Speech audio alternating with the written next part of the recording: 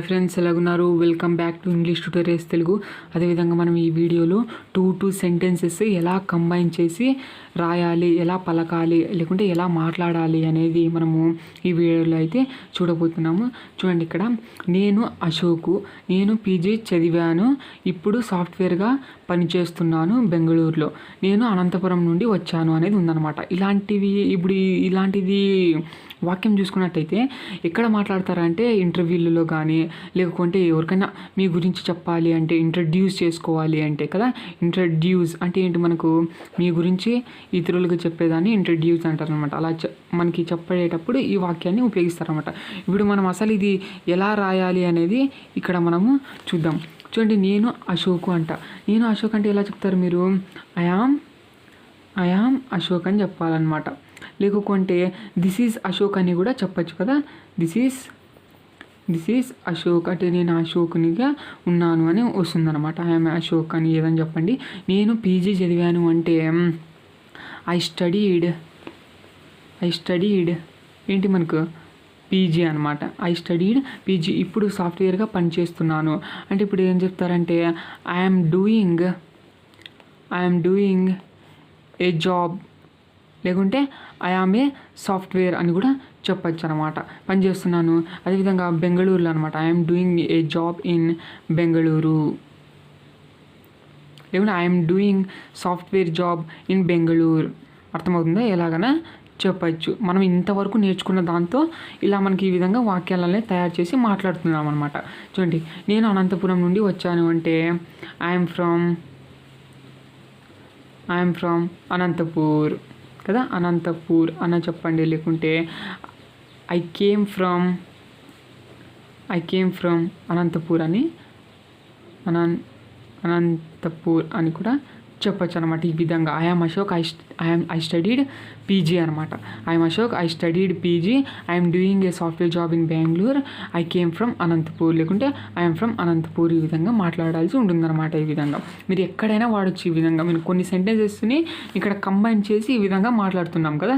చూడండి, ఇక్కడ విధంగా నేను మార్కెట్కు వెళ్ళింటిని, నీ కోసం పండ్లు తీసుకొచ్చాను. చూడండి, నేను మార్కెట్కి వెళ్ళింటిని, నీ కోసం పండ్లు తీసుకొచ్చాను అనేది ఇక్కడ వాక్యం ఉందన్నమాట. ఇప్పుడు ఎలా కన్వర్ట్ చేయాలి మనం ఇంగ్లీష్లోనే చూడండి. ఇక్కడ నేను మార్కెట్కు వెళ్ళింటిని, I went to the market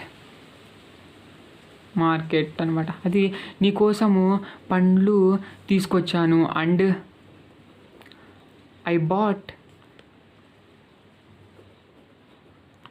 fruits for you కదా. ఈ విధంగా మాట్లాడాల్సి ఉంటుందన్నమాట. అంటే ఏంటి ఇక్కడ? ఐ వెంట్ టు మార్కెట్ అనేది ఒక సెంటెన్స్, అండ్ అదేవిధంగా I bought fruits for you అనేది ఇంకొక సెంటెన్స్ అనమాట. అంటే ఏంటి? బాట్ అంటే ఏంటి? కొనుక్కొని వచ్చాను అని వస్తుందన్నమాట. బాట్ అంటే కదా. బ్రాట్ అంటే ఏంటి? మనకు తీసుకొచ్చాను అనేది వస్తుందన్నమాట. ఇక్కడ మనకు కొనుక్కొని వచ్చారు కాబట్టి బాట్ అనండి. బ్రాట్ అని కూడా చెప్పచ్చు. తీసుకొచ్చాను అంటే బ్రాట్ అనేది వస్తుందన్నమాట. ఎలాగైనా యూజ్ చేసుకోండి. ఇక్కడ టూ సెంటెన్సెస్ ఇలా ఉన్నప్పుడు మనకు ఇవి రెండు కంబైన్ చేస్తుండేది ఏదంటే ఇక్కడ అండ్ అనేది కంబైన్ చేస్తుంది కదా. ఇది ఒక సెంటెన్స్. మీరు విడివిడిగా చూడండి. I went to the market అనేది ఒక sentence, I bought fruits for you అనేది ఇంకొక సెంటెన్స్. ఇవి రెండు కలిపినట్టయితే మనకి ఇలా ఈ విధంగా ఒక మనకు ఏంటి? ఇక్కడ మనకు చూసినట్టయితే మనకు సందేశం అనేది తెలుపుతుంది అనమాట. ఇక్కడ అండుతో అంటే నేను మార్కెట్కి వెళ్ళింటిని, నీ కోసం నేను పండ్లు తెచ్చాను అనేది మనకు పూర్తిగా ఇక్కడ అర్థాన్ని అయితే ఇస్తుంది అనమాట. ఈ విధంగా రెండు సెంటెన్సెస్ ఈ విధంగా కలిపి మాట్లాడాల్సి ఉంటుందన్నమాట. ఇలాంటి మనకు అండ్ ఇలా కొన్ని పదాలు ఉన్నాయన్నమాట కంబైన్ చేసేవి. ఇలా మనకు సెంటెన్సెస్ని కంబైన్ చేయడానికి ఉపయోగపడే కొన్ని పదాలు, వర్డ్స్ అయితే ఉన్నాయి. వాటి గురించి కూడా మనము నెక్స్ట్ ఫర్దర్ వీడియోస్లో డిస్కస్ చేద్దాం. ఇక్కడైతే ఈ విధంగా మనకు నేర్చుకోవాల్సి ఉంటుంది. అర్థమవుతుంది కదా మీరు? ఈ విధంగా మీరు ఇక్కడ చూడండి, ఇక్కడ పాస్ట్లో డిస్కస్ చేసాం, ఇక్కడ కూడా పాస్ట్ వచ్చిందనమాట. ఈ విధంగా పాస్ట్ సెంటెన్సెస్ చూడండి ఈ విధంగా అలా వస్తుంటాయి. అదేవిధంగా ఒకసారి పాస్ట్ వచ్చినప్పుడు ఒకసారి ఫ్యూచర్ వస్తుంటాయి. ఈ విధంగా మీరు అన్ని కంబైన్డ్గా వస్తాయి. మీరు జాగ్రత్తగా మీరు ఎక్కడైతే వాడాలనుకున్నారో, మీ పరిస్థితులు బట్టి మీ లైఫ్లో ఎక్కడైతే వాడాలనుకున్నారో అక్కడ వాడుకోండి. చూడండి, అతను వచ్చిన తర్వాత నేను వెళ్తాను, అతను వచ్చిన తర్వాత నేను వెళ్తాను అనే వాక్యం ఉంది. దీన్ని మీరు ఎక్కడైనా వాడాలనుకున్నారు అనుకోండి. ఇప్పుడు ఎలా చెప్పాలి? అతను వచ్చిన తర్వాత నేను పోతాను అనేది హీ కమ్స్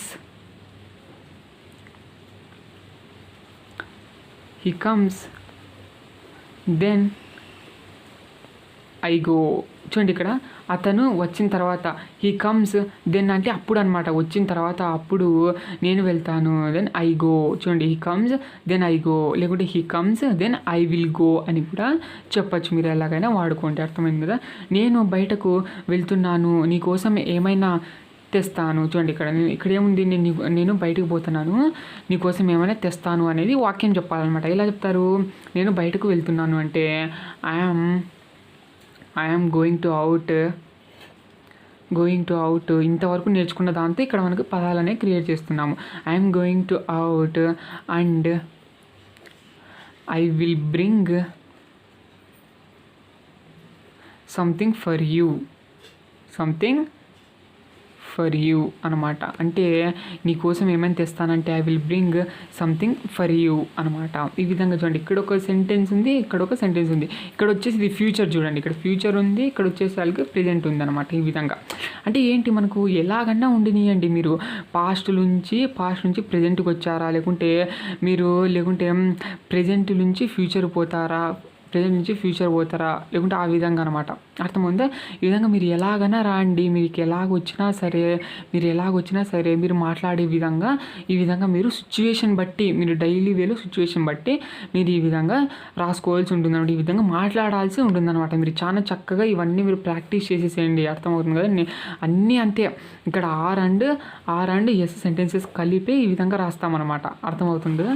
ఈ విధంగా చూడండి. అదేవిధంగా నెక్స్ట్ చూసినట్టయితే నేను శైలజ ప్రేమికులము, త్వరలో మేము పెళ్లి చేసుకుంటాము. చూడండి, నేను శైలజ అనే ప్రేమికులుగా ఉన్నామన్నమాట. త్వరలో మేము పెళ్లి చేసుకుంటామంటే చూడండి ఎలా చెప్పాలంటే ఈ వాక్యాన్ని, శైలజ అండ్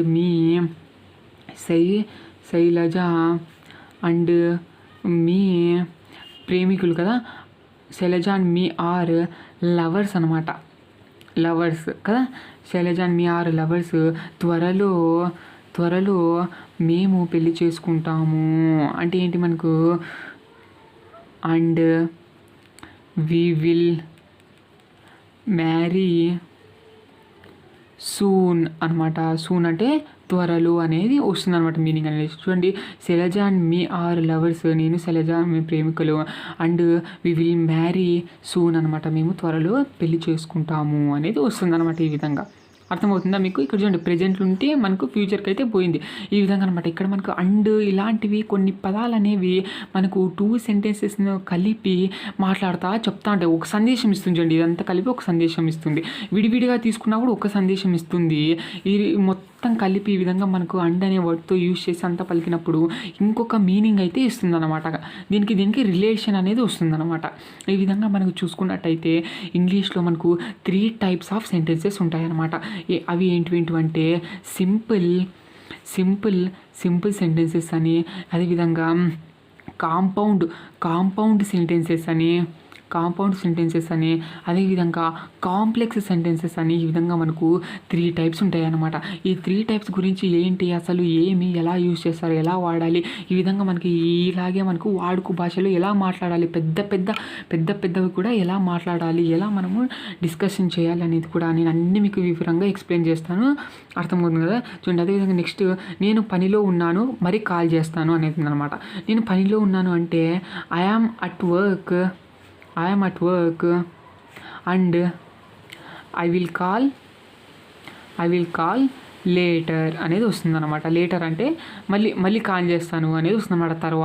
తర్వాత అనేది వస్తుందన్నమాట. కొద్దిసేపు తర్వాత మరీ కాల్ చేస్తాను, నేను పనిలో ఉన్నాను, ఐఎమ్ అట్ వర్క్, నేను మరీ కాల్ చేస్తానంటే and I will call later అనేది వస్తుందన్నమాట.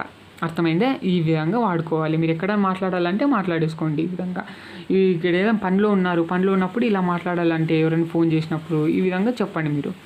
నేను కష్టాల్లో ఉంటిని, అప్పుడు అతడు సహాయం చేస్తుండేను. చూడండి, నేను కష్టాల్లో ఉంటిని అంటే ఐ వాజ్ ఇన్ ట్రబుల్స్ అనమాట కదా. I was in troubles. అప్పుడు అంటే అప్పుడు అనమాట. దెన్ అతడు సహాయం చేస్తుండేను. He was helping me. ఇక్కడ ఇక్కడ చూడండి, ఇక్కడ చూసినట్టయితే పాస్ట్లోనే వచ్చిందనమాట. పాస్ట్కి సంబంధించి వచ్చింది చూడండి ఇక్కడ. ఇలా కూడా అనమాట పాస్ట్ సంబంధించి వస్తుంది, ప్రజెంట్ సంబంధించి వస్తాయి వాక్యాలు. ఈ విధంగా మనకు కలిపి మాట్లాడాలన్నమాట. అర్థమవుతుందా? ప్రజెంట్లో మాట్లాడాలి, ఫ్యూచర్లో మాట్లాడాలి, అదేవిధంగా పాస్ట్ నుంచి ఫ్యూచర్కి వచ్చేటట్టుగా మాట్లాడాలి. ఈ విధంగా అర్థమవుతుందా? మళ్ళీ ప్రజెంట్ నుంచి మరి ఫ్యూచర్కి, ఆ విధంగా పాస్ట్ నుంచి ప్రజెంట్కి, ప్రజెంట్ నుంచి ఫ్యూచర్కి ఈ విధంగా వచ్చేటట్టుగా మనకి రిలేటెడ్గా మాట్లాడుకుంటూ పోవాలన్నమాట. మీరు వాడుక భాషలో ఎలాగైతే మాట్లాడతారో అర్థమవుతుంది కదా. ఈ విధంగా చూడండి, స్కూలు 10 గంటలకు మొదలవుతుంది, నేను 9:30కి బయలుదేరుతాను రోజు అనమాట. ఇది చూడండి ఎలా చెప్తారంటే స్కూలు 10 గంటలకు మొదలవుతుందంట. అంటే ఏంటి? స్కూల్ స్టార్ట్స్ అట్ 10 o'clock అనమాట కదా. మనకు స్కూల్ 10 గంటలకు స్టార్ట్ అవుతుందన్నమాట. నేను 9:30కి బయలుదేరుతాను. School starts at 10 o'clock and I go at 9:30. ఈ విధంగా అనమాట. ఇలా నేను ఈ విధంగా పోతాను, డైలీ ఈ విధంగా నేను చేస్తాను అనే దానికి ఉపయోగపడుతుంది అనమాట. ఈ విధంగా మీరు ఓన్గా మీరు మాట్లాడడం నేర్చుకోండి. అర్థమవుతుందా? ఈ విధంగా మీరు మాట్లాడి. ఇక్కడ ఏమొచ్చింది చూడండి, ఇక్కడ వచ్చినట్టయితే చూడండి S1 వాక్యాలే చూడండి 2 స్టార్ట్స్, ఇక్కడ కూడా ఐ గో అనేది ఈ విధంగా అనమాట. అర్థమైందా? మీరు కొంచెం ప్రాక్టీస్ చేస్తూ ఉండాలి. ఇంతకుముందు చెప్పినటువంటి ప్రాక్టీస్ చేసినట్టయితే ఈ విధంగా కంబైన్ చేయడం నేర్చుకోండి. ఇలా కంబైన్ చేయడానికి మనకు ఇలా పదాలన్నీ ఉపయోగపడతాయి అన్నమాట. చూడండి, వాళ్ళ స్కూటర్ అంటే నాకు ఇష్టము, నాకు అలాంటిదే కావాలి. ఇప్పుడు మీ నాన్నకు అడిగినారు, వాళ్ళ స్కూటర్ అంటే నాకు ఇష్టము, నాకు అలాంటిదే కావాలని. ఇప్పుడు ఎలా ఎక్స్ప్రెస్ చేస్తారు చూడండి, ఐ లైక్ దట్ స్కూటర్. లేకుంటే వాళ్ళ స్కూటర్ కాబట్టి I like their scooter. I like their scooter and I want like that అని చెప్పండి. ఈ విధంగా అర్థమవుతుందా? ఐ లైక్ దేర్ స్కూటర్, నాకు వాళ్ళ స్కూటర్ నేను మెచ్చాను. And I want like that, నాకు అలాంటిదే కావాలి. ఈ విధంగా అనమాట. నా కూతురి ఫీజు కట్టడం కోసం నేను ఇక్కడకు వచ్చాను. ఇది ఉంది చూడండి, నా కూతురి ఫీజు కట్టడం కోసం నేను ఇక్కడికి వచ్చాను అనమాట. నేను ఇక్కడికి వచ్చానమాట. ఐ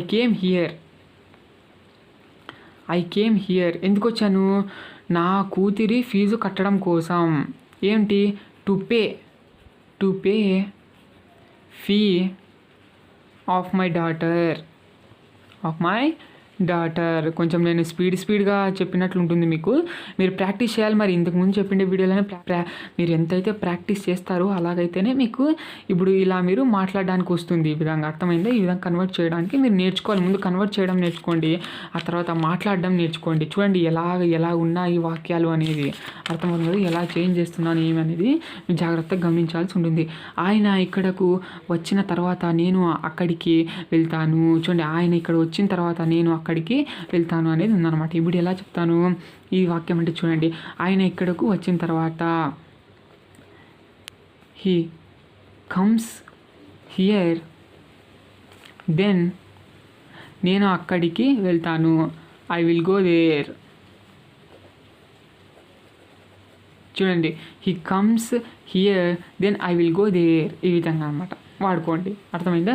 నేను అనుకున్నాను ఆమె చాలా ధనికురాలని. చూడండి, ఈ వాక్యం ఉంది. ఎలా చెప్పాలి? నేను అనుకున్నాను ఐ థాట్ అనమాట. ఐ థాట్ కదా. ఏంటి ఇది? మనకు S2 వాక్యం. ఐ థాట్ ఏమనుకున్నాను? ఆమె చాలా ధనికురాలని అంటే షీ వాజ్ ఏంటి మనకు? షీ వాజ్ రిచ్ అనమాట. She was rich. ఇది ఇప్పుడు మీరు మీ ఫ్రెండ్ ఉన్నాడనమాట, ఆమె గురించి ఇంట్రడ్యూస్ చేసినాడు అనుకోండి మీ ఫ్రెండ్. అప్పుడు నువ్వు ఏమనుకుంటావు? అయ్యో నేను అనుకున్నాను ఆమె చాలా ధనికురాలని నేను అనుకున్నాను అని నువ్వు చెప్తా ఉన్నాడు మీ ఫ్రెండ్కి. కొంచెం తెలిసి చెప్తావు అనమాట. ఈ విధంగా I thought she was rich. ఈ విధంగా మీకు ఎలా సందర్భాలు వస్తే అలా వాడుకోండి. చూడండి, ఇక్కడ మనకు వాజ్ అనేది కూడా పాస్ట్కి సంబంధించి, ఇక్కడ ఉండేది కూడా పాస్ట్కి సంబంధించి వాక్యమే ఉంది చూడండి. ఈ విధంగా అర్థమైందా? ఇక్కడ చూసినట్టయితే ఎలాంటిది మనకు ఏంటి వర్డ్ అయితే లేదు కంబైన్ చేయడానికి. ఈ విధంగా కొన్ని వస్తాయి, కొన్ని రావు. ఈ విధంగా మీరు నేర్చుకోవాల్సి ఉంటుందన్నమాట. వాడుక భాషలో మీకు అర్థమైందనే అనుకుంటున్నాను. చూడండి, బస్సు 2 గంటలు లేట్ అట, నేను త్వరగా వచ్చాను అనేది ఉందన్నమాట. బస్సు 2 గంటలు లేట్ అట, నేను త్వరగా వచ్చాను. ఇప్పుడు ఎలా చెప్తారు చూడండి, bus is 2 hours 2 hours late అనమాట. ఇక్కడ మనకు bus is 2 hours late. I came here early అనేది ఉందన్నమాట. ఎర్లీ అంటే చాలా తొందరగా అనమాట, ముందే వచ్చి ఉండుట, ముందే అని అర్థం వస్తుంది అనమాట. ఎర్లీ అంటే చాలా తొందరగా, ముందే వచ్చేసి ఉండిని, ముందే అనేది వస్తుందన్నమాట. ముందే వచ్చేసి ఉండిని అని వస్తుందన్నమాట. బస్సు ఈజ్ 2 hours లేట్ అనమాట. చూడండి, బస్సు 2 గంటలు లేట్ అట. ఇప్పుడు మీరు బస్ స్టాండ్లో ఉన్నారు, బస్సు కనుక్కున్నారు, బస్సు 2 గంటలకు లేట్ అని చెప్పినారు. కానీ మీరు ఏం చేసినారు? ఐ కేమ్ హియర్ ఎర్లీ, త్వరగా వచ్చేసినారనమాట. మీరు అర్థమైందా? ఆ టైంకే వచ్చింటారు. అయినా ఇక్కడ మనకు బస్ అనేది 2 hours లేట్ అయింది, ఈ విధంగా అనమాట. చూడండి, ఇక్కడ మనకి ఏమొచ్చింది? ఇక్కడ మనకు ప్రెజెంట్ ఉంది. ఇక్కడ మనకు ప్రెజెంట్ నుంచి ఎలా ఉన్నాము? మనకు ప్రెజెంట్ నుంచి మరి మనకి పాస్ట్ కూడా. ఈ విధంగా మీరు మాట్లాడే విధానం ఎలాగైనా ఉండనియండి, కానీ వాక్యాన్ని స్పష్టంగా ఇంగ్లీష్లో కన్వర్ట్ చేసి మాట్లాడాల్సి ఉంటుంది. మీకు అర్థమైంది కదా? ఇప్పుడు చూడండి, ఈ విధంగా మనకి ఇంకా రెండే కలిపిన అనమాట. ఇంకా పోను ఇంకా 3 4 ఈ విధంగా మీరు మెల్లమెల్లగా ఇంక్రీజ్ చేయాల్సి ఉంటుంది అనమాట. అలా మీరు లోడగా మాట్లాడాల్సి ఉంటుంది. దానికి అలా మీరు మాట్లాడాలంటే కొన్ని పదాలు నేర్చుకోవాల్సి ఉంటుంది అనమాట. ఈ విధంగా మీరు సెంటెన్సెస్ కంబైన్ చేసేదానికి కొన్ని పదాలు మీరు నేర్చుకున్నారనుకోండి, ఈజీ అయిపోతుంది. చూడండి, మా తాతయ్య చనిపోయాడు, మేము చూడటానికి వెళ్ళినాము అనేది ఉందన్నమాట. ఇప్పుడు నేను వచ్చి మీకు అడిగిన, అయ్యారా ఎక్కడ పోయింటివి నువ్వు అంటే, మా తాతయ్య చనిపోయినాడు, మేము చూడడానికి పోయింటివి అంటే, ఇప్పుడు ఎలా చెప్పాలి ఈ వాక్యము? మై గ్రాండ్ ఫాదర్, మా తాతయ్య అంటే ఏంటి? మనకు గ్రాండ్ ఫాదర్ అంటనమాట. మై గ్రాండ్ ఫాదర్ డైడ్, చనిపోయాడు. అర్థమవుతుందా? And we went to see అనేది అయిపోయింది అనమాట. అర్థమైంది కదా? చూడండి, my grandfather died and we went to see, చూడటానికి పోయినాము. నేను అమెరికాలో ఉన్నాను. చూడండి, ఇది ఈజీ కదా? I'm software and I'm in America. ఈ విధంగా అనమాట. తరచుగా ఈ విధంగా మనకు తెలిసిండే దాని ప్రకారంగా అండ్ అనే వర్డ్ని అయితే ఉపయోగించాం. ఇంకా చాలా ఉన్నాయి. ఈ విధంగా నేను నేర్పిస్తానని. గూగుల్ ఒక కొత్త వ్యాపారమును కొంత డబ్బుతో ఇంట్లోనే ప్రారంభించింది. చూడండి, గూగుల్ ఒక కొత్త వ్యాపారమును మనకు ఇంట్లోనే ప్రారంభించిందని ఉంది. గూగుల్ అనేది ఉంది, గూగుల్ ప్రారంభించింది అనమాట. ఈ విధంగా ప్రారంభించింది కదా. ఇక మీరు చివరిని వచ్చేసేయండి వెంటనే. ఫస్ట్లో మీరు గూగుల్ అంటే గూగుల్ అదేవిధంగా ప్రారంభించింది అంటే ఏంటి? మనకు ప్రారంభించింది అంటే స్టార్టెడ్ ఏం ప్రారంభించింది? ఒక కొత్త వ్యాపారాన్ని. ఏ న్యూ బిజినెస్ ఎంత? కొంత డబ్బుతో, విత్ సమ్ క్యాపిటల్ అనమాట. క్యాపిటల్ అంటే డబ్బు అని వస్తుంది అనమాట. క్యాపిటల్ విత్ మనీ అని కూడా చెప్పండి. క్యాపిటల్ అంటే ముఖ్యమైనది అని వస్తుంది అనమాట. ఓకేనా? విత్ సమ్ క్యాపిటల్ అంటే డబ్బును. ఎక్కడ? ఇంట్లోనే. In the house. ఈ విధంగా ముందు కన్వర్ట్ చేయడం నేర్చుకోండి, ఆ తర్వాత మీరు మాట్లాడడం నేర్చేసుకోండి. చూడండి, శ్రీను చెప్పాడు. ఏం చెప్పినాడు? నేను ఇంగ్లీష్ నేర్చుకుంటున్నాను అని చెప్పినాడు అనమాట. శ్రీను అనే ఆయన చెప్పినాడు. ఏం చెప్పినాడు? శ్రీను సెడ్ అనమాట. శ్రీను సెడ్ ఈ విధంగా చెప్పినాడు. ఏం చెప్పినాడు అంటే, నేను ఇంగ్లీషు నేర్చుకుంటున్నాను అని ఏం చెప్పినాడు? శ్రీను చెప్పినాడు అనమాట. శ్రీను అనే అతను చెప్పినాడు. ఏం చెప్పినాడు? ఇతను ఎవరైతే ఉన్నాడో అతను ఇంగ్లీషు నేర్చుకుంటున్నాను అని అనమాట.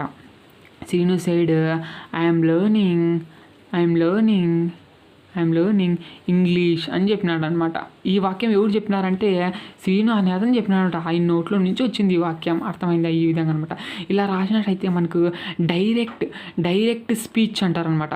Direct speech. ఈ విధంగా వాళ్ళు ఇలా చెప్పినారు అని చెప్పడానికి ఈ విధంగా కూడా మనకు ఉపయోగిస్తారన్నమాట. ఇలా డైరెక్ట్ స్పీచ్లు కూడా మాట్లాడచ్చు అనమాట. ఆర్ అండ్ ఎస్ వాక్యాలు యూజ్ చేసి. అర్థమైందా? శ్రీను సైడ్ ఏం చెప్పాడు? ఐఎమ్ లెర్నింగ్ ఇంగ్లీష్ అని చెప్పినాడు అనమాట. అదేవిధంగా రాణి సైడ్ ఏం చెప్పింది? She is doing work. అర్థమైంది? ఆమె ఏదో ఒక పని చేసుకుంటా ఉండేను అని చెప్పింది అనమాట రాణి. నేను ఫోన్ చేసింటే ఆ విధంగా అనమాట. ఆ విధంగా వస్తుంది అనమాట. శ్రీను నాకు చెప్పాడు కాబట్టి శ్రీను టోల్డ్ టు మీ అనమాట. చూడండి, ఇక్కడ ఎందుకు సెడ్ వచ్చింది, ఇక్కడ ఎందుకు టోల్డ్ వచ్చిందనే చూడండి. శ్రీను నాకు చెప్పాడు అనమాట. శ్రీను అనే అతను ఏం చెప్పినాడు? నాకు చెప్పినాడు. ఈ విధంగా అనమాట. ఒకడు ఉండి ఇంకొకటి చెప్తున్నప్పుడు ఈ విధంగా టోల్డ్ అనేది వాడాలి. నేను చెప్పాను కదా, టెల్లుకి సేకి ఏం తేడా చెప్పాను నేను? సే అంటే ఒకరిగా ఉన్నప్పుడు చెప్తున్నప్పుడు వాడాలి అని చెప్పాను. టెల్ ఏం చెప్పినాను? ఇద్దరు లేదా ముగ్గురు ఈ విధంగా మనకు మాట్లాడుతున్నప్పుడు టెల్ అనేది ఉపయోగించాలి. ఇక్కడ టోల్డ్ అంటే V2, ఇక్కడ సెడ్ అంటే కూడా V2నే, ఈ విధంగా అనమాట. అంతా ఒకటే మనకి యూసేజ్ అయితే. చూడండి, శ్రీను టోల్డ్ టు మీ అంటే శ్రీను నాకు చెప్పాడు అని వస్తుంది. శ్రీను సెడ్ అంటే శ్రీను ఒకటే చెప్పినాడు. ఏం చెప్పినాడు? ఐఎమ్ లెర్నింగ్ ఇంగ్లీష్ అని చెప్పినాడు. శ్రీను టోల్డ్ టు మీ అంటే శ్రీను వచ్చి నాకు చెప్పినాడు. ఏం చెప్పినాడు? నేను ఇంగ్లీష్ నేర్చుకుంటాను అని. నాకు శ్రీను అనే అతను నేర్చుకుంటాడని నాకు వచ్చి చెప్పినాడు అనమాట. ఏం చెప్పినాడు? శ్రీను టోల్డ్ టు మీ ఏం చెప్పినాడు? ఐ లెర్న్ ఇంగ్లీష్ అని చెప్పినాడు. అర్థమైందా?